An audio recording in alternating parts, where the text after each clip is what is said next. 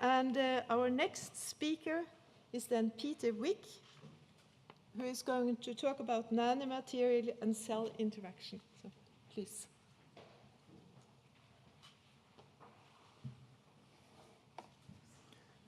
Thank you very much for the kind introduction, and it's a great pleasure for me to provide you some insight in our research in regard of nanomaterial cell interaction. I slightly adapted the subtitle to disentangling the structure-activity relationship to graphene-related materials. So graphene, as you might know, is a very attractive material with outstanding properties, and is typically shaped by its hexagonal structure of the carbon atoms. And it's very attractive because it's transparent, it's flexible, conductive, in most of the cases bioinert, and it's degradable. So a lot of opportunity to engineer solution with this material. I give you just two examples where graphene might change the field. One is the neural interface for retina implants, where you need biocompatible and flexible and electroconductive material to monitor the signal, to transport the signal, or also more towards the regenerative medicine. You can actually construct electroactive chitosan graphene oxide, for example, for tissue engineering. These are just two activities. The first one coming out of the European flagship project, graphene, and the other is to balance the situation, a non-graphene flagship project. So the challenge we face, or I have to say the opportunity we have, is actually that graphene is not graphene. Therefore, I call them as a graphene-related materials family. Because depending how you produce it, how you process it, you get different type of phases of graphene. And here you can see in the upper scheme,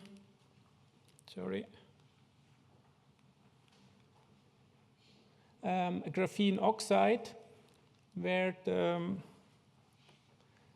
we have a lot of oxygenation carboxylic group, where the graphene layer is defected.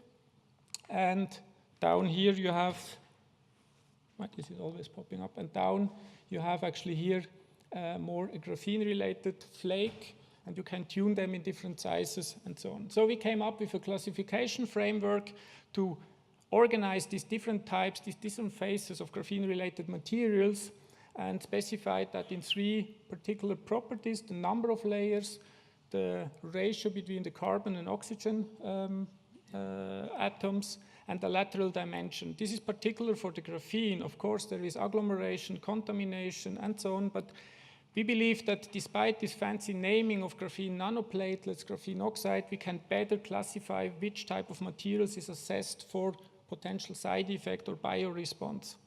So in the next following minutes, I will give you some example how the graphene flagship project contribute to that. This is a study done by Alberto Bianco and group. They did a single cell mass cytometry and transcriptomic profile of two different graphene.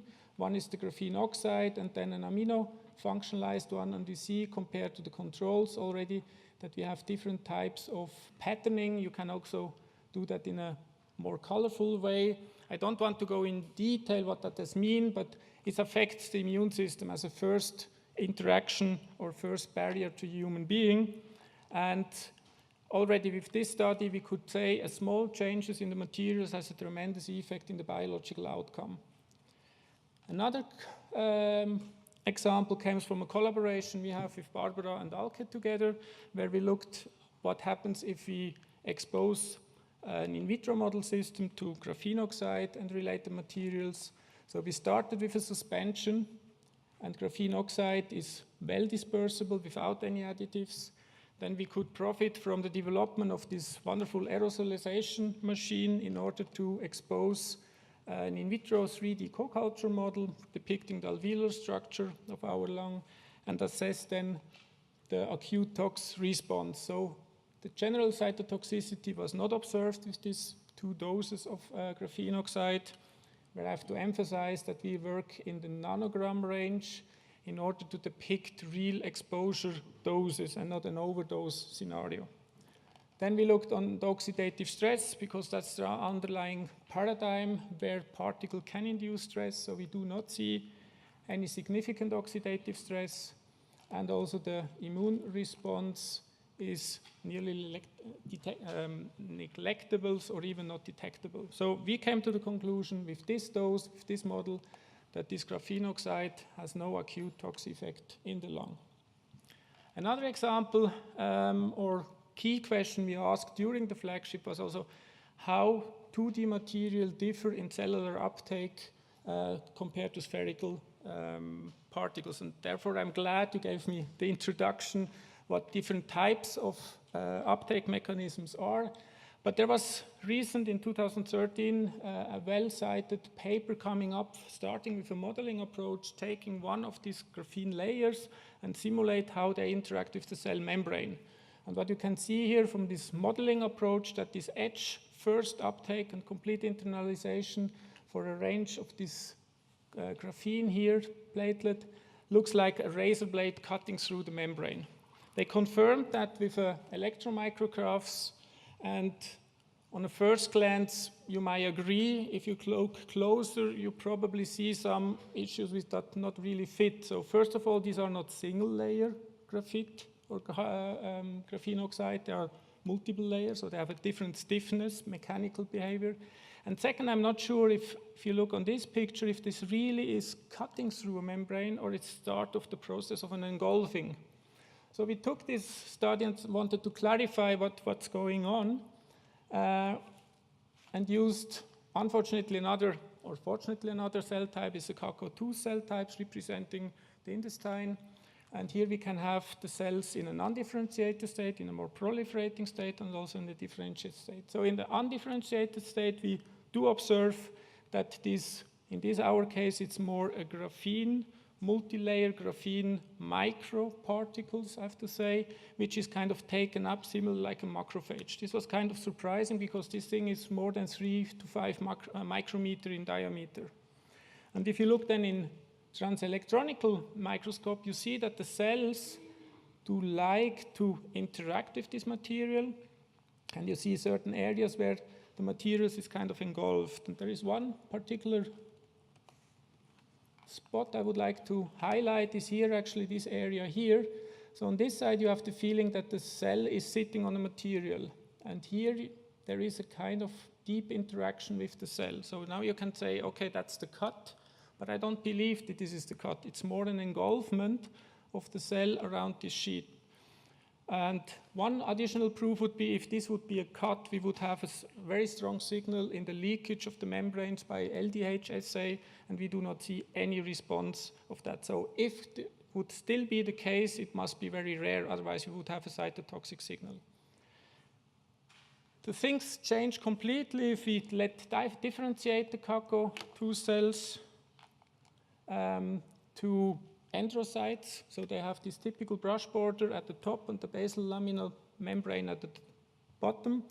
And it's hardly then to see any interaction of graphene. So there is here one sheet-like, but here we had really to look long in the microscope to find this picture. And we believe that this brush border membrane, highly organized brush border membrane, has a repellent effect. So it's not only that we have to look from the material perspective on the uptake, but we would also have the knowledge about the cell status to have the right conclusion. So these are just 3 highlights actually I wanted to mention for that. So what we can do, all this data from our group, from the flagship or from international group, we can go back to this classification frame and try, as long as we have the material information properly analyzed enough, we can put them again back in this classification frame and can try then to analyze the collected data in a more visual ways. We can do kind of pattern recognition. So on a first glance, you might have here the impression that the graphene material induces more adverse effect than the graphene oxide, and it seems to be also kind of a size dependency. Of course, these data points here are much too low to make a real big data analysis, but we hope that we could structure in a way the data available. And the beauty of the system is that you can actually now play around and you look on different route of application. You can actually take the time into consideration, the dose. And these are a first proof of concept done in our flagship 2015, and we are currently a paper in revision where we integrate also more data and did a more careful analysis in this regard. And probably on a long-term perspective, we can even refine this classification frame and maybe even integrate more than these 3 first identified factors in order to contribute to a real structure-activity relationship as we have that, for example, for the fibers. So with that, I would like to acknowledge my team. This was a picture just before Christmas, so we did our chocolate class, the funding, the flagship member, and of course Barbara and Alke for their helpful collaboration to address this lung interaction, and of course for you for your attention and more than kind to take questions. Thank you very much.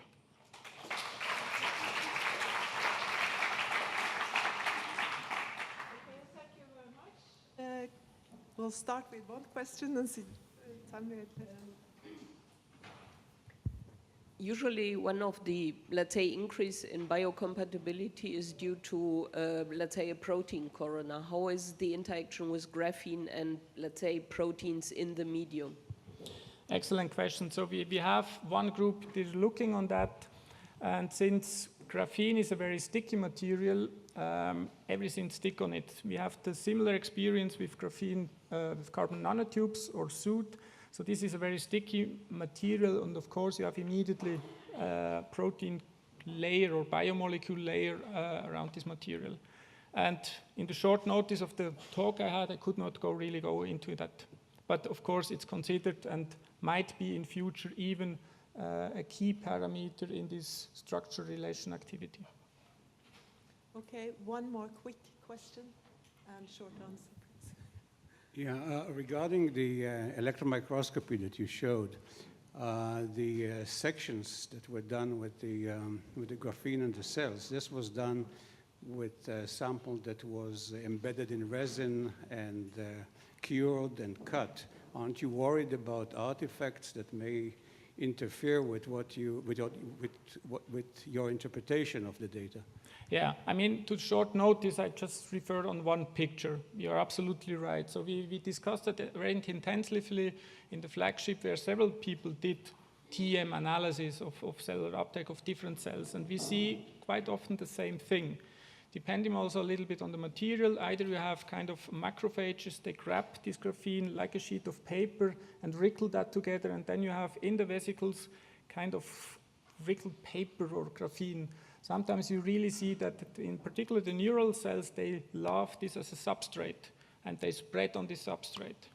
So we have in the meanwhile in the last 5 years collected quite a lot of this TM picture where we can be quite sure that probably it's an engulfment and not a razor blade, because this fits then also much better with the cytotoxicity data we observe and colleagues of us observe.